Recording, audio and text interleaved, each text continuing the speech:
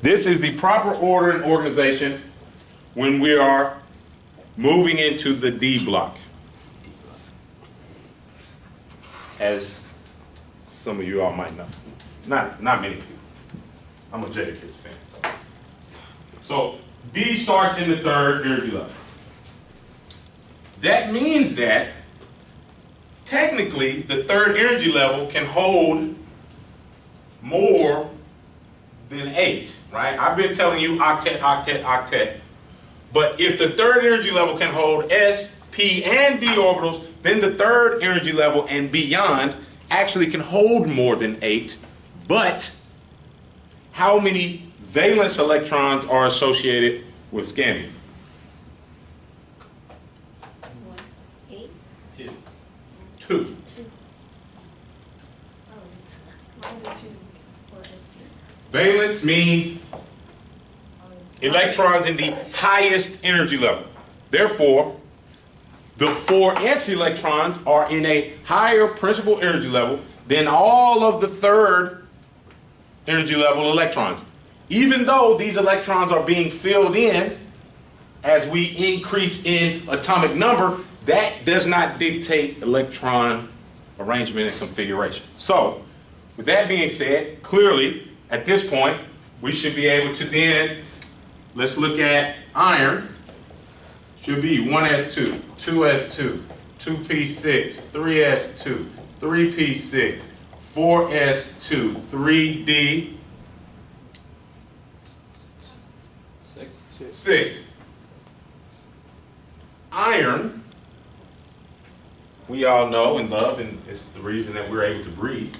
Right? Hemoglobin, protein in blood that attaches to oxygen. There's really, you know, as long as you follow this order, most people make the mistake and put 3D in front of 4S, which is incorrect, or they put 4D beside 4S. Those are the two most common mistakes. A little fact about iron, if we looked at the energy level diagram, 1, 2, 3, 4, 1, 2, 3, 4, 5, all right. If we look at iron, and we actually look at the electrons in iron,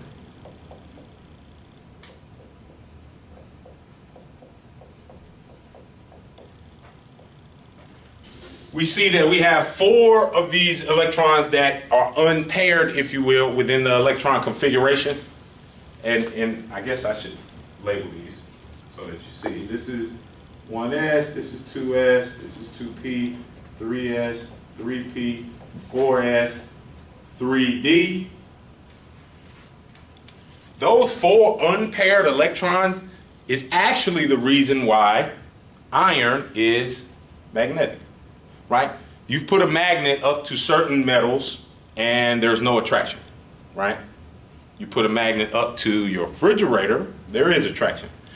The attraction based on a magnetic field, right, positive N to positive N, is actually a function of this. It's actually a function of having unpaired electrons. So metals that have a diagram like this, where there are no unpaired electrons, those metals tend to not be magnetic, or considered diamagnetic, and they don't attract magnetic force. So manganese is more magnetic than iron? Yeah, generally, but manganese is not a metal that you run across too often from a material standpoint. Okay. But something like zinc would not be magnetic. Because they're all paired with them.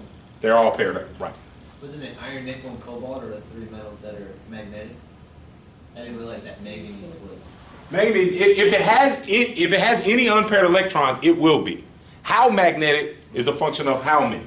But yeah, if you go iron, cobalt, nickel, then you're left with unpaired ones in each of these. Just manganese is not a metal that you see by itself very often. Right. Manganese normally exists in rocks that contain oxygen. So once there is covalent bonding occurring and metal to non-metal bonding occurring, then you actually lose your magnetism because of bonding, which is what we're going to get into. But generally, you can find iron a lot of times pure. And you can find cobalt and nickel pure as well. It's manganese just is not one that you see by itself a lot. So on the beryllium, where the 3D1, that. This one's scandium? Scandium, yeah, sorry. The 3D1, that shell's not complete, right? Correct. Because it holds 10. Yes, that shell is But not. those aren't the valence electrons? Right. So if you, It's so, not the highest energy? correct. So no electrons ever go to 3D until 4s2 is. You mean no electrons are going to get picked up? No, no. And that's where we're headed with this. We're going to talk about how metals interact with other elements because of electron configuration. All right. Last thing I want to do is show what happens once we get past 3D. Let's go over here and talk about arsenic, which is used for poisons. Generally speaking, rat poison has been used to kill spouses in the past. Generally, that's easily traceable.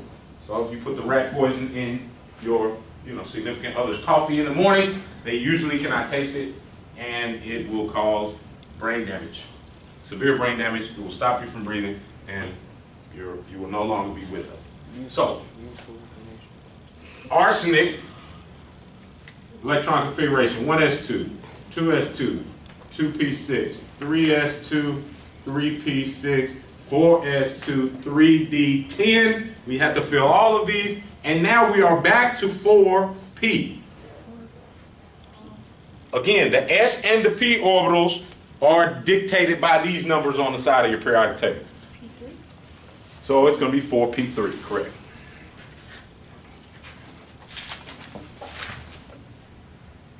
How do you know how many valence electrons? Highest energy level. What's the highest energy level? Here. Okay. 5. 4. The highest, Oh, okay, okay. the highest energy level here we're talking is 4. So it'll be 4 or 2? No. How many electrons are associated with principal energy level 4? 2. No. 5. 3 and 2. Oh, so you add those. You have to add up all electrons associated with the highest energy level. So For what's the the electron octet? configuration, is it acceptable to write it as one? Like, whenever you, like, say for example, whenever you write the second energy level down, can you write it as like 2s2p6 rather than write the 2 twice? No. You have to write it like this. There's no alternative yet. We're going to talk about an alternative method in a second. So, how many electrons to fulfill octet in arsenic? 3. 3. Okay. Right, and if you look, 1, 2, 3 gets you to the noble gases. So you can look at it that way. How about iron? Huh?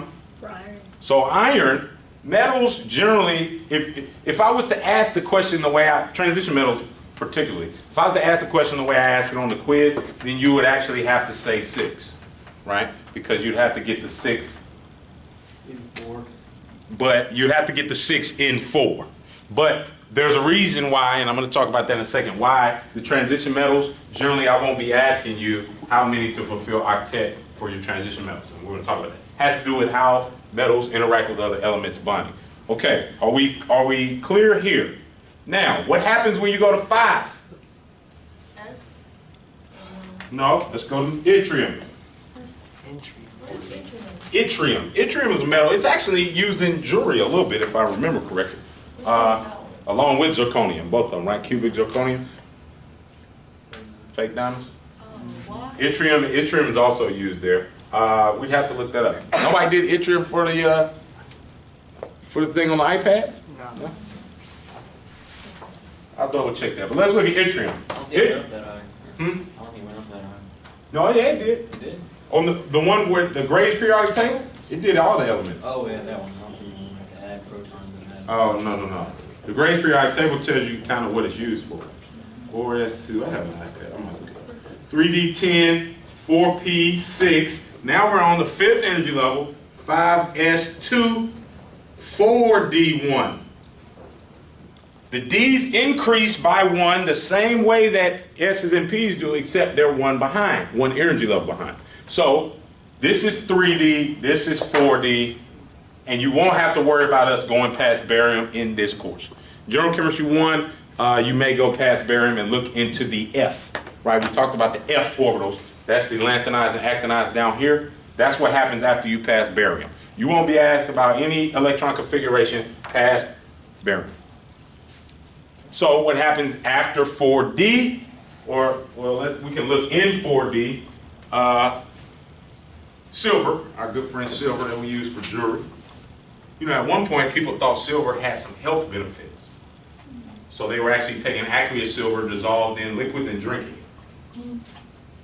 It was a trend in Europe, and it actually started turning people blue. If you go ahead and look it up, it's interesting. Yeah, it would turn your skin blue. It's crazy. They thought it had health benefits. Clearly it did not after they realized what was going on. Got some P's there, right? 4. It's got these two Oh, P's. you're right, 2P. Don't get ahead of yourself. 3S2, 3P6, 4S2, 3D10, 4P6, 5S2, 4D9.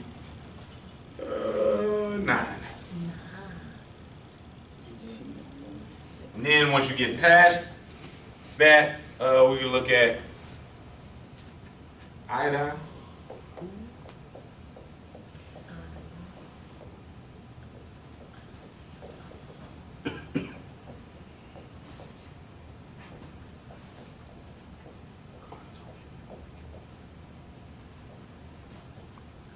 Five P5. There you go.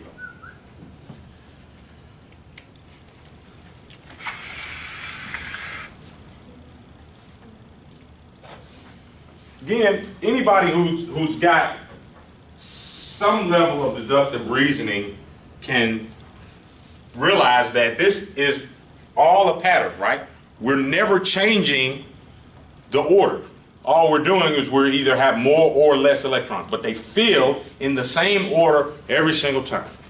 That's what makes this really extremely easy. You really don't have to do anything other than follow a pattern. Now, if you are not tired of writing all of these out yet, then you would be if I was to continue to ask that of you. But I will. On the test, you will have to write out what we call the core form or the long form of the electron configuration. But there is a shortcut. If we look at the electron configuration for all of the noble gases, we see that they all have something in common.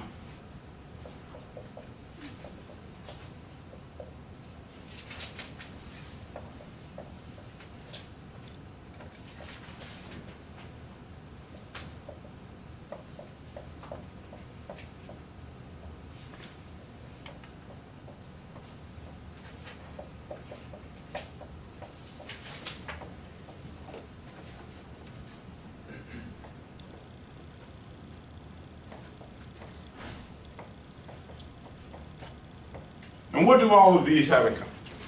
One is 2. No. No.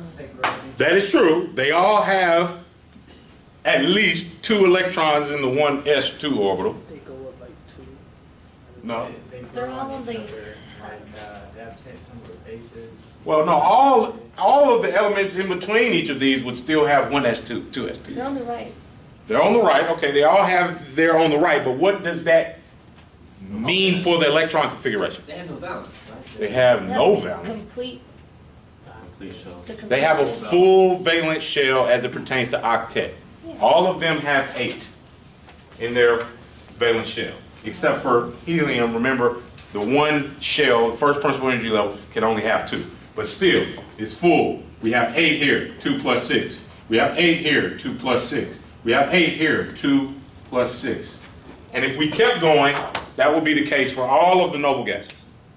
All of the noble gases, again, are unreactive because they have a full valence shell, they have a full club, nobody in, nobody wants to leave because it's popping. And this dictates their behavior with other elements. Generally speaking, I think that we can get xenon to react at extremely high temperatures. That's the only time that we've seen xenon be reactive. Okay, because a full valence shell dictates electron, it dictates behavior, we also have a convention of using these electron configurations as shortcuts to writing larger electron configuration. It's called the noble gas configuration. So here if we were to write noble gas configurations for each of these,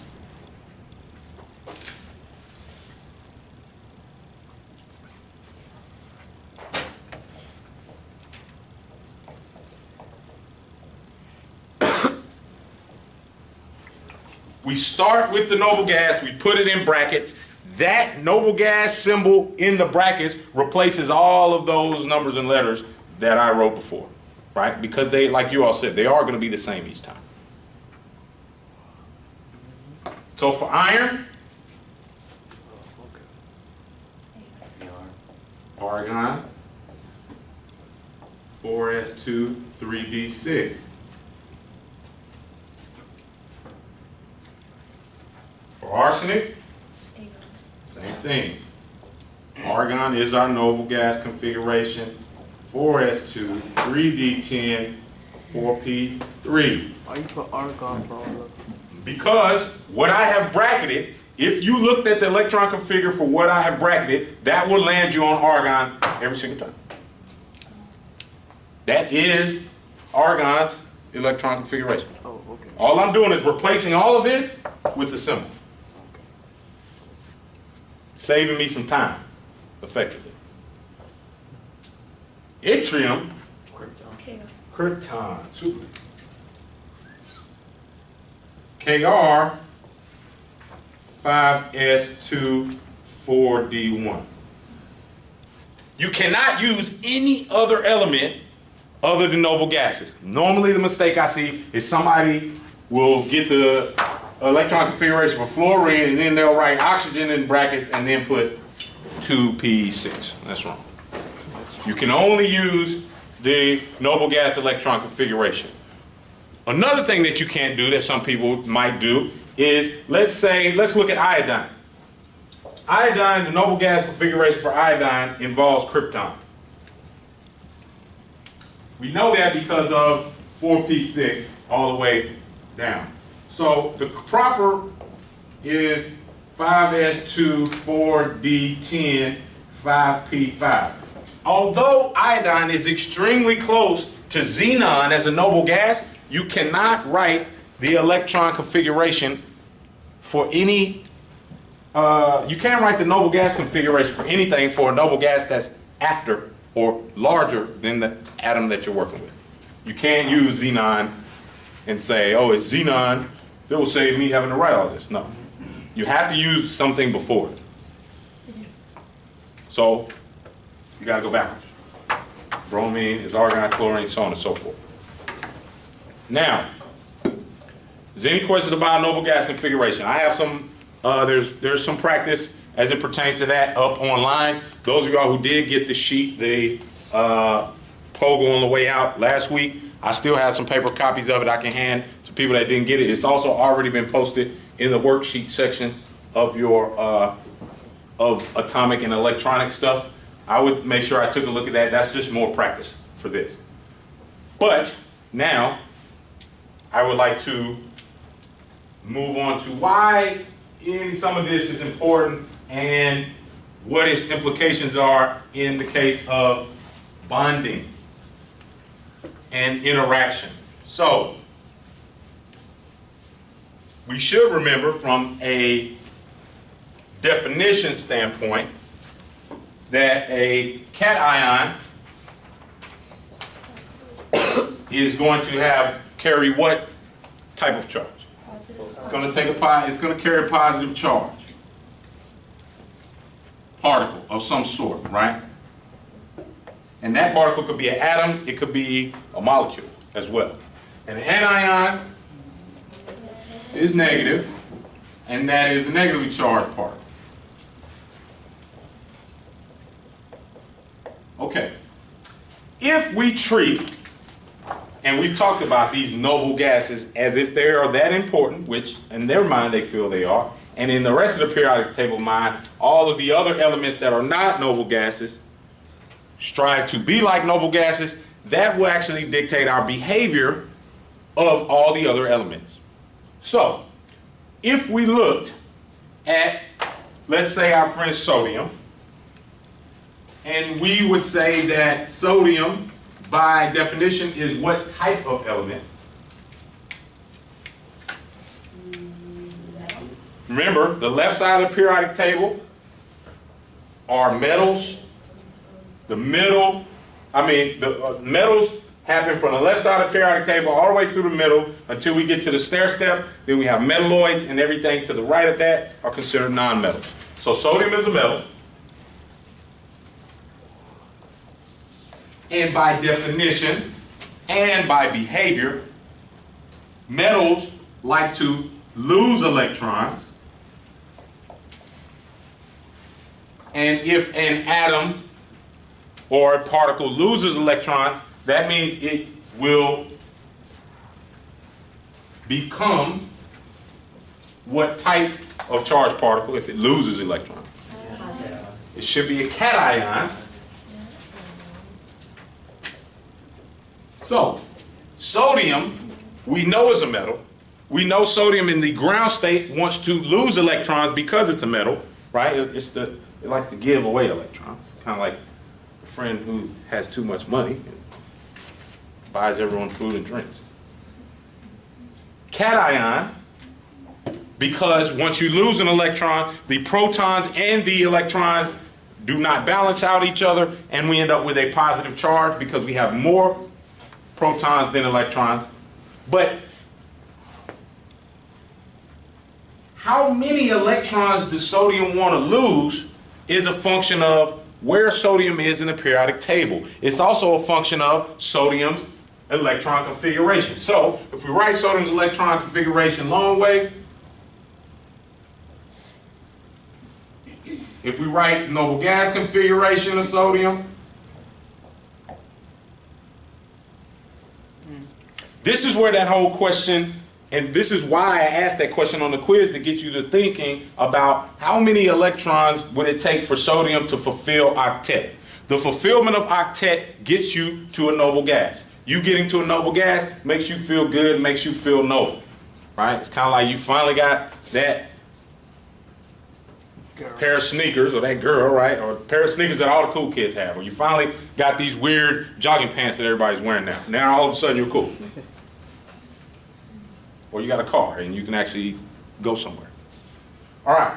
Well, sodium wants, and all other elements that are not noble gases, will do whatever it takes to get to noble gas configuration electronically, but you want to always go the path of least resistance, right? We as humans love getting on the elevator to come up to the 6th floor for your class, although the stairs will get you here as well, right?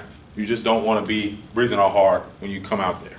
So, sodium will lose electrons in a fashion that will get them to noble gas configuration the quickest, which means that sodium would want to lose how many electrons?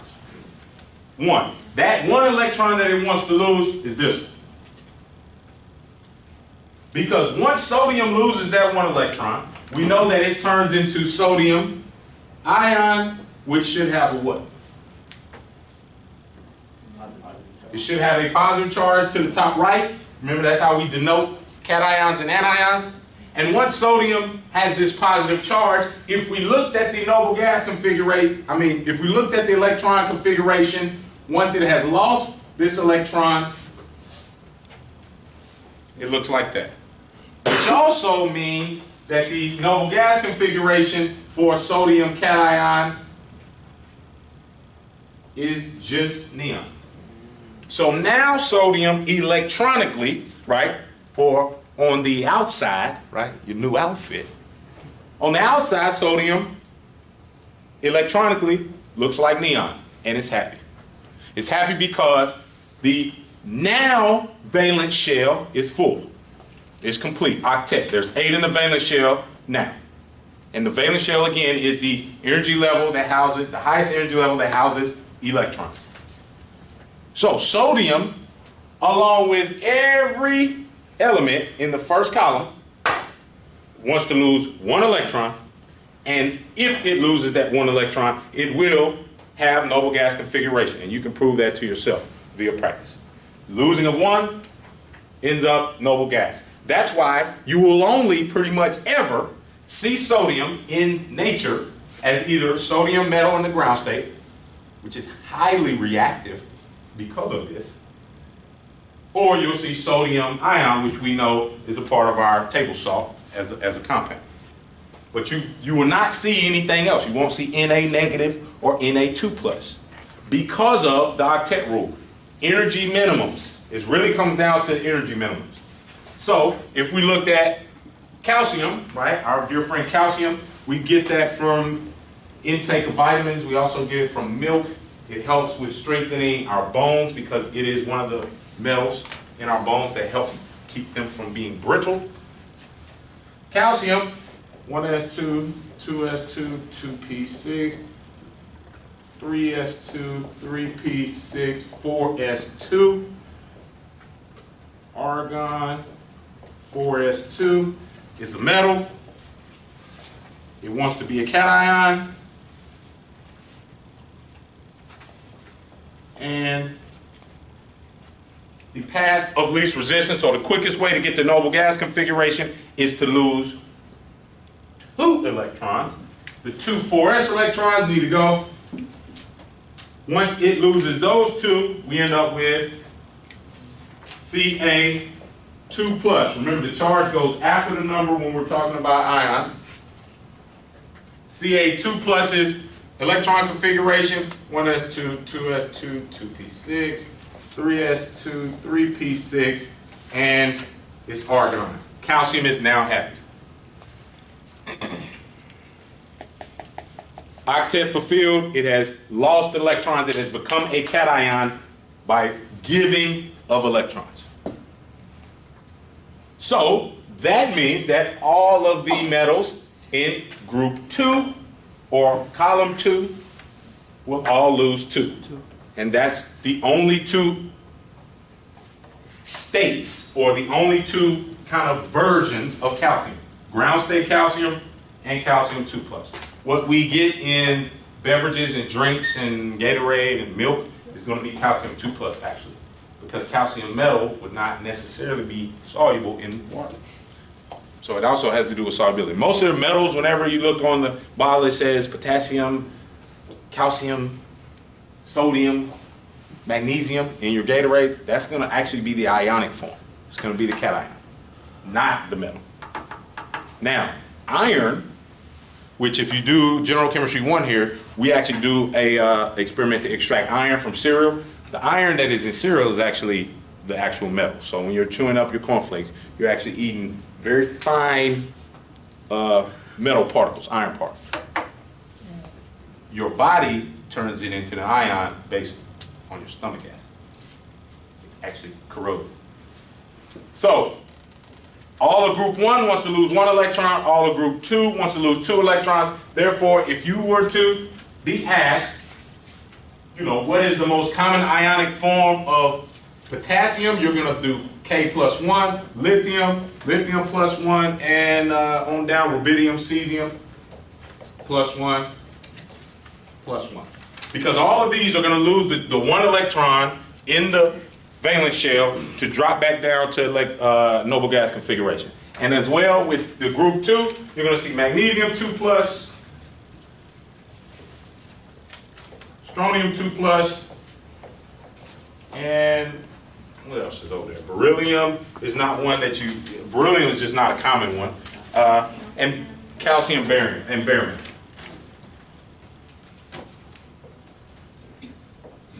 So all of these are going to lose those 2. So from a predictive standpoint, you should always be able to tell, once we get into ionic bonding, you're going to always know what the charge in a compound that contains these metals, you're always going to know that, but this is the reason why, right? Just saying, hey, all group 2 metals are going to be 2 plus, that's okay, right? You can memorize that. That doesn't mean that you understand. If you understand why, it's because of getting to energy minimum to be like the noble gases involves losing electrons. Any questions about these? These are, remember, alkali metals, alkali earth metals. Now let's move on to the non-metals and how they behave. Right? So the non-metals are a little different than the metals. Metals like to give up electrons. Non-metals like to gain them. Non-metals is like your friend that has no shame mooching off of you. Does it with a smile. Always shows up for the party. Always broke. We all have that friend or family member. But you still love them though. Right? And they're good for the party. All right, so let's look at oxygen. We look at oxygen in the ground state. We know that it's a nonmetal. We know that because of that, it likes to gain electrons and become an anion, which is negatively charged. If we look at the electron configuration, we get 2p4. If we look at the noble gas configuration, we get helium 2s2, 2p4. And if we look at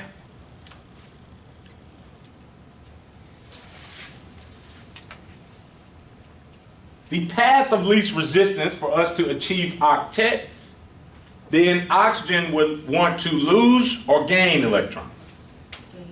Well, we know it's a nonmetal, wants to gain, but even if we didn't remember the nonmetal and we didn't remember that it wanted to gain electrons, the quickest way to get to 8 total electrons is to add 2, not to lose 6. Adding 2 is easier than losing 6, right? It's the direction. Oxygen is closer to neon than it is to helium. Therefore, it wants to look like neon. To look like neon, we need to gain 2 electrons. That will make oxygen an anion, O2 minus, which will give us 1s2, 2s2, 2p6, which is also neon electron configuration. So oxygen likes to have the electron configuration of a noble gas. It just goes about it differently. Nonmetals want to gain electrons. All nonmetals? All of your nonmetals. Now, there is a, and I say all nonmetals because for the scope of this course, we kind of stick to that rule. There are exceptions as there are to any rule. The exceptions are not ones that I want to really focus on. You'll talk about those a little bit more in Gen Chem 1 if you go there. But there's also, you know, something to be said about something like boron, right? Boron is considered a nonmetal, but boron is closer to helium than it is to neon. So in the case of boron, which I won't be giving you the exceptions, but just to make light of it, boron would actually lose electrons. It would actually lose them. Because it's easier to get to helium than it is to get to neon. Because of how far it is, right?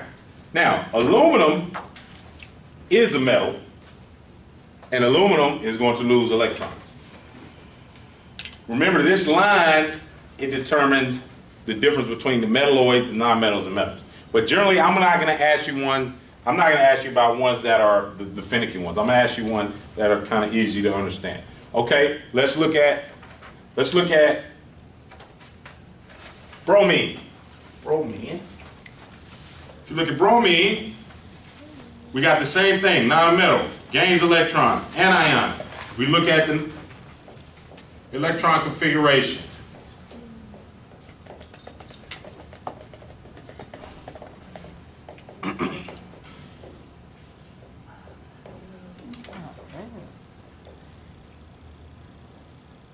nope, I went too far. 4p5. Noble gas configuration in this case, argon, 4s2, 3d10, 4p5. And bromine is a halogen. Remember, it's in the 7th column, 7a column rather. It can see krypton because it's real close to krypton. So it wants to be like krypton electronically. So it wants to gain 1 electron. The gaining of 1 of its electrons makes it Br negative, which gives you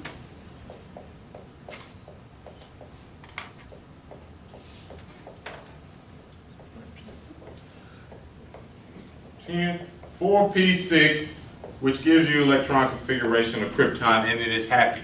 Fulfilled octet by gaining of one electron. That gaining of one electron gives you Br negative.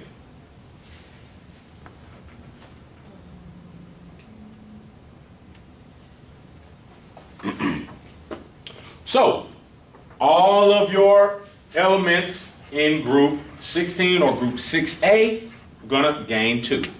All of your elements in group 7A are going to gain 1. And we can show that to be pretty much consistent across the board. If we looked at group 15, nitrogen, N, we'll want to gain 3, so we end up with N3 minus, and we end up with argon as the noble gas configuration for, neon, excuse me. Yeah, we end up with neon for the noble gas configuration of nitrogen. Why? Because it's closer to get 3 than to lose 5.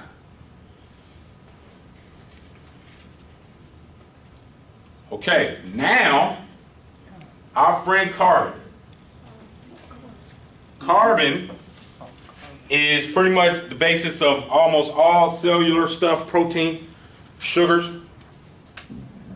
Most of the things that we digest, right? We're breaking up these molecules that involve carbon. If you look at carbon, you say it's a nonmetal, you say it wants to gain electrons.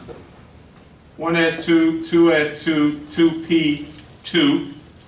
But what is the path, the quickest path to noble gas configuration? Helium. Helium. Well, That was the same. you could either lose 4 or you could gain 4. Well, I haven't said what happens when you are the same distance away. It's not, You do both. it's a non-metal. Well, it's a nonmetal, which I've already told you it wants to gain electrons. But, again, there are always exceptions to rules.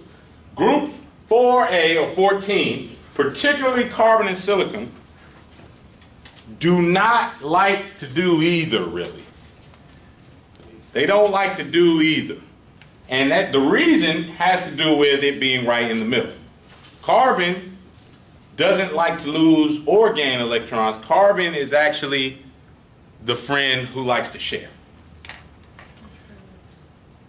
And when we get to covalent bonding, which is what we're going to talk about after ionic bonding, you'll see kind of why. Carbon and silicon are both got the same 4 valence electrons. One of the main reasons why carbon, graphite, is very good functional material because we can adjust the properties. Silicon is used in everything, right? Everything. The cell phone, the screens, the glass. Because you can kind of manipulate carbon to kind of want to give a little bit, kind of want to take. The electron configuration of carbon and silicon are one of the main reasons why we use all of these things in a material sense. Particularly, even germanium and tin are actually more popularly used in materials than you know. So, that's just something to look forward to as to why is it that I'm not going to be putting an cation or anion symbol on carbon. Almost never. You pretty much never see that. There's a reason why. So, knowing what we know about these ionic elements, I haven't given you the scenario of which a metal will actually just lose an electron, right? The law of conservation of mass and matter and things of that nature, and particularly electronics, says that if you lose an electron, it doesn't just disappear. It doesn't just go into space. It has to go somewhere, right? An electron has to exist within an orbital somewhere, right? And an orbital is only going to be associated with an atom. So, if we want to think of it like, if we just looked at hydrogen, right? We have hydrogen, we have 1 proton in the nucleus, and we have this 1 electron. If hydrogen was to lose 1 electron, then we end up with a proton, no electron, and we end up with this positive charge. But the electron can't just be floating out here in space somewhere. Right? It actually has to be associated with an atom or a molecule that has orbitals for it to go into, right? It's kind of like you don't need just random stray dogs out, right? Because people be worried, right? They need to be in somebody's home or in the shelter. Electrons the same way. They are going to find a home quickly because of energy. They want to get back to the energy minimum. So for a cation to lose an electron, generally they're going to lose that electron to something that wants to gain an electron, and vice versa. A nonmetal that wants to gain an electron, let's do chlorine, just to give you some perspective. Oxygen is a good one too, but just to give you another perspective, chlorine wants to gain one electron. We know that because of its electron configuration. And we have 17 protons. So if this is chlorine, ground state, this is sodium, ground state, that electron that sodium gives up, chlorine needs to become chloride, IDE, and that is a nomenclature thing. We're going to do some practice with that today in the dry lab worksheet that you're going to do.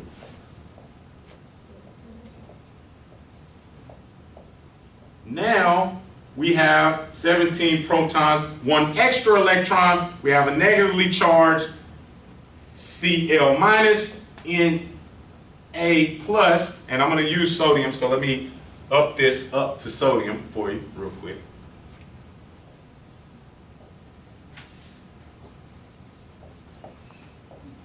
So if we looked at sodium, and the reason why hydrogen doesn't work, I'll talk about that too.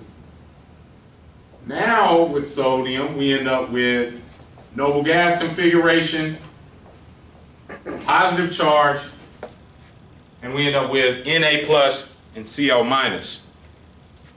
Just like with anything else, with money,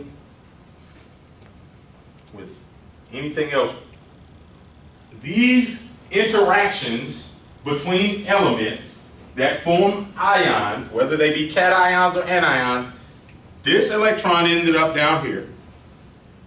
These interactions like to be balanced. And when I say balanced, I mean that the total charge likes to be zero. No, what we call net charge. If the total charge likes to be zero, then how many sodiums want to interact with how many chlorines? If they come in contact with each other, how many sodiums want to interact with how many chlorines? Should be 1 and 1. Because of their charge. That is a compound, because of our definition of compounds, 2 atoms of different identity, 2 or more atoms of different identity. And because they are made with ions, we call this, a new terminology, an ionic compound. Very important. And an ionic compound is just that. It's made from 2 atoms, 1 cation and 1 anion, together in a balanced ratio to give you 0 net charge. Also, by definition, because of that, an ionic compound is always going to be a metal with a nonmetal.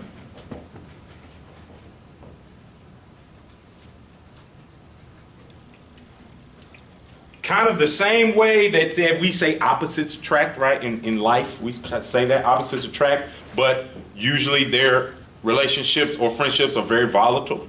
Right? Opposites attract, it's all fun and games until you get into an argument. Then you never see each other, see eye to eye. Same thing with chemistry. Ionic compounds are opposites. They do attract each other due to the charge, but it's very easy to break up this interaction. This is an ionic compound. It contains what we call an ionic bond, and that ionic bond is kind of weak. It's kind of weak. It's not the strongest type of bonding that we're going to see in chemistry.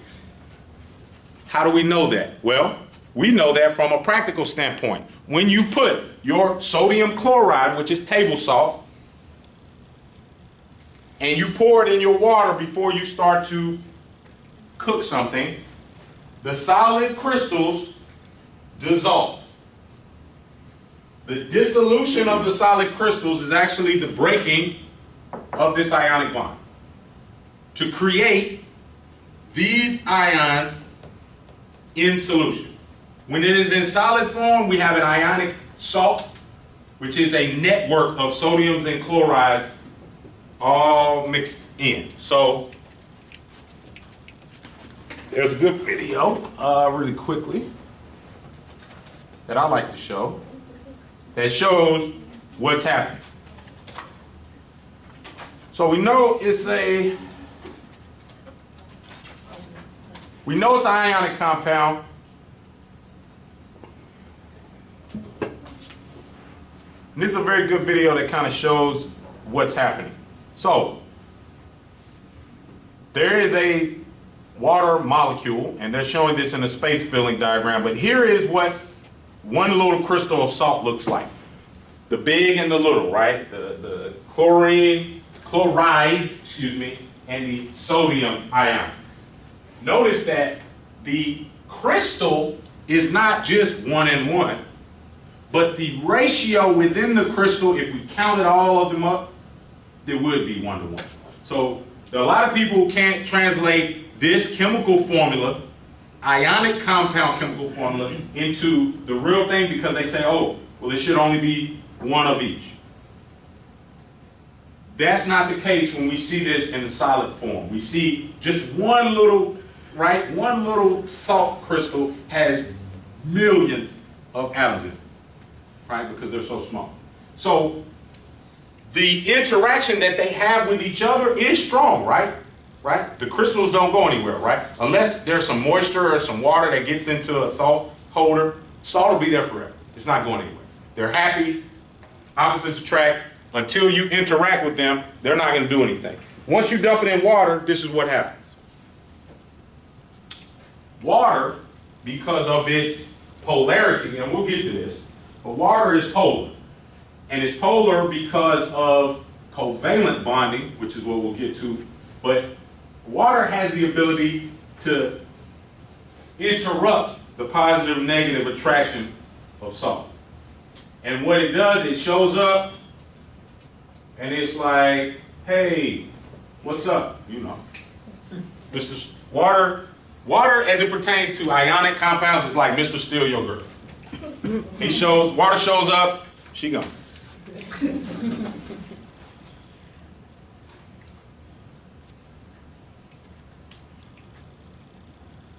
Because the interaction is not that strong. That's really what the takeaway from this is. The ionic interaction is strong enough for nonmetals and metals to attract one another, but it is not strong enough to persist in certain environments. And this is what the dissolution of salt looks like. So this process right here, whenever you dissolve salt and you see the lines, it's kind of like wavy looking lines in the water, that's because this process right here is happening. That dissolution is what the wavy lines is. When it's breaking up, it changes the refractive index of the water, and that's why we perceive it to be like wavy lines. All right, so understanding all of that, the culmination of understanding this is for you to then be able to say, given magnesium and given oxygen, tell me what the most likely ionic compound of these would be. And the first step, and we're going to do that, that's what the worksheet that I have ready for you when we head over to the lab is going to do. Magnesium, in ionic sense, should exist as -2. not minus. Metal loses electrons, so we're going to have 2+. Oxygen should be 2-. The proper ratio to get these to balance one another, 1 and 1. MgO is the proper ionic compound of magnesium and oxygen. also known as magnesium oxide. The nomenclature piece is what we're going to focus on the worksheet in the lab. Nomenclature and understanding these ratios. What? Why is it? It's because of what its most common ion is going to be. Let's look at lithium and let's look at phosphorus. Lithium's most likely ion. PO3. No, lithium, Li plus. Well, you don't normally put the 1, but it's plus. And then phosphorus, -3. Or 3 minus. P3 minus. Now, we have a scenario where the charge difference, the ratio to get the charges balanced is no longer 1-to-1. So how many lithiums do we need to balance out the charge on phosphorus? 3. We need 3 of them. So to create the ionic compound, the proper way, the number of lithium that we need is 3.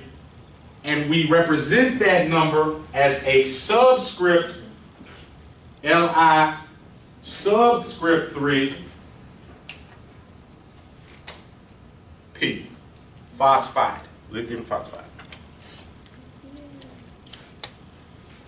Again, we're going to get some more practice of that when we head out of here.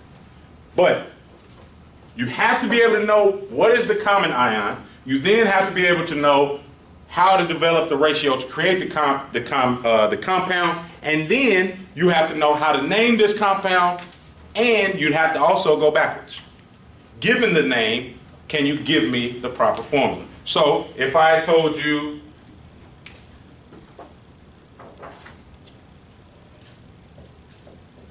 calcium nitride, then you would tell me what elements am I working with? Calcium. Ca, and Ca likes to be 2+. And what element am I working with here? Nitrogen, and nitrogen likes to be 3-. So now, to create the compound calcium nitride, how many calciums do I need to balance out the nitride? 2. 2. I heard everything. 1, 2, 3, 8. How many do you need? 1. You have 3 of those and 2 nitrates. Right, you need 3 calciums and 2 nitride ions. Lowest common factor of each of these is 6. Right? But that's what the practice today and what I'm going to send you home with is about.